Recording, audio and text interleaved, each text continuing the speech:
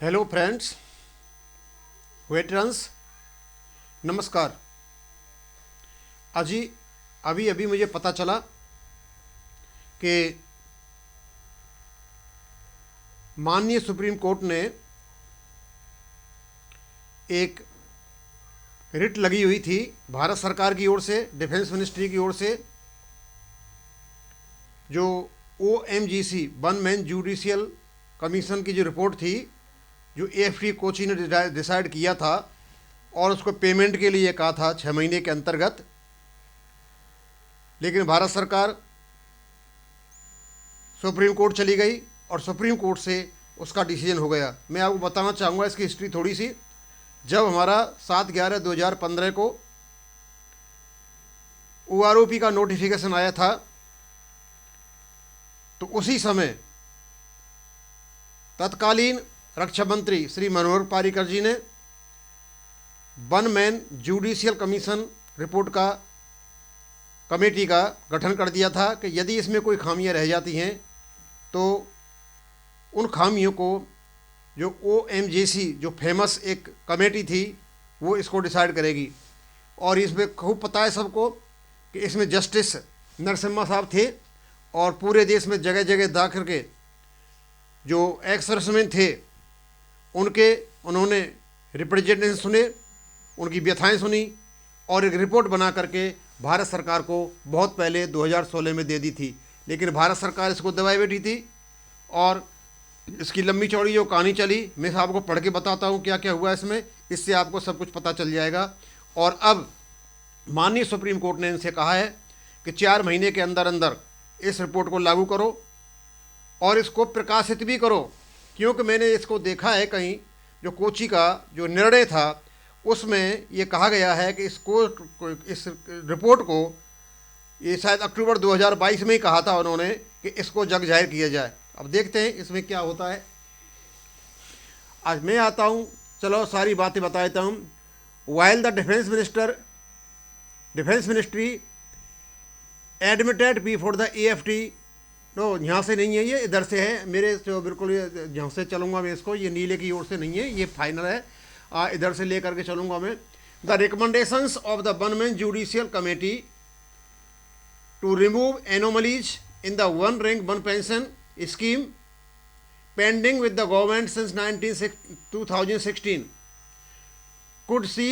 could be able to see the light of the day as the Supreme Court directs action on the same within a period of 4 months।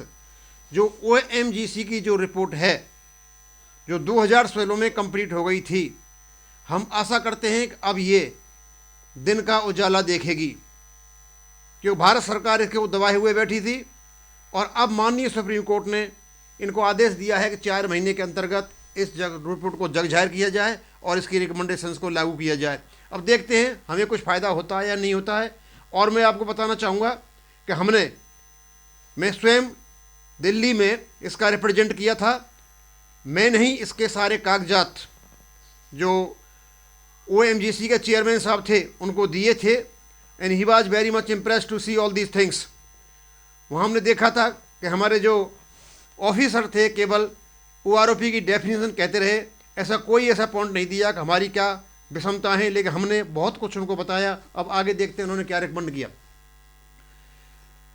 While issuing orders for implementation of OROP for the armed forces in 2015, the government has announced an OMGC under the chairmanship of Justice Narasimha Reddy to look into the anomalies that cropped up in the fixation of pension under the scheme। बड़ा साफ है कि उसमें कुछ कमियां रह गई थी, उसके लिए उसको किया गया था। Though the OMGC was not expected to amend the basic principles of OROP scheme, recently mandated by the Supreme Court, it was supposed to go into anomalies arising while implementing the scheme। उन्हें ये कह रहे हैं कि उनको ये अधिकार नहीं था कि OROP की स्कीम में कुछ बदलाव कर सके। वह OROP जो अभी सुप्रीम कोर्ट ने बिल्कुल बैड बताई है, और उनसे ये कहा गया था उसके जो बेसिक स्ट्रक्चर में यदि आप बदलाव नहीं करो तो एनोमलीज क्या क्या हुई हैं उनको आप बताओगे, उसके लिए उनको बनाया था। सच एज मिस्टेक्स किस केस में हो सकती हैं, टेबल के प्रेपरेशंस में, या कोई प्रोसीजरल जो डिफेक्ट हुए उनके में, या other consequential matters related to इसके साथ हुए, ये सारी बातों का उन्होंने अध्ययन किया था। The OMGC had submitted its report October 26, 2016, 26 October 2016 का इन्होंने दे दिया था। And the ministry of defence had consequently constituted another committee on July 2017 को इन्होंने एक दूसरी कमेटी बनाई। उस कमेटी के ऊपर examine the final orders were not issued thereafter, उसके बाद में इन्होंने फाइनल ऑर्डर नहीं इश्यू किए 19 जुलाई 2019 के बाद। जब ये कंडीशन थी तो फिर क्या हुआ था उसमें कि इसी बीच में नेवी के कुछ ऑफिसर्स थे जिनको इन्होंने लेफ्टिनेंट कमांडर कहा हुआ है, ये आर्मी के मेजर के बराबर होते हैं। इन्होंने जाकर के जो AFT कोची है उसमें अपना केस किया और इनकी अगुवाई कर रहे थे लेफ्टिनेंट कमांडर मैथ्यू जोसेफ। तो ये केस मैंने पढ़ा हुआ है, इनमें काफ़ी बहस भी हुई थी। तो इन्होंने ये कहा था कि जब 2013 में इसकी लाइफ फिगर ली गई थी, उस समय लेफ्टिनेंट कमांडर नाम के या उसके ग्रुप के कोई भी आदमी रिटायर नहीं हुए थे, इसलिए जो लाइफ फिगर है उसको उनको नहीं मिली है।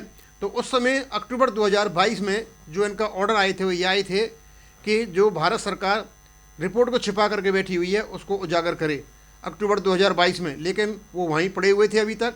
लेकिन हाँ, इन्होंने जल्दी निर्णय ले लिया सुप्रीम कोर्ट ने और इनको कहा है कि जो भी कोर्ट का आदेश है या जो भी OMGC की रिपोर्ट है उसको पब्लिक किया जाए। While the defense ministry admitted before the AFT that there was an anomaly in fixation of major, उसने माना कि हम मेजरों की जो पेंशन है उसमें कुछ कमियां हैं। It stated that the matter had been considered by the OMGC on which the decision of government was still awaited and the correct pension would be released when report of OMGC is implemented. The AFT had then directed the government to act upon the approval of the anomalies within 6 months के अंतर्गत इसको किया जाए, उन्होंने ऐसा उनको कहा था।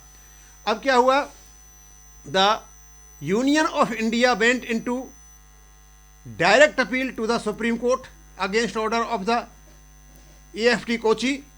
However, the entire earlier this week, the Supreme Court's bench comprising Justice Sanjeev Khanna and Justice M.M. Sundaresh dismissed the appeal of the government.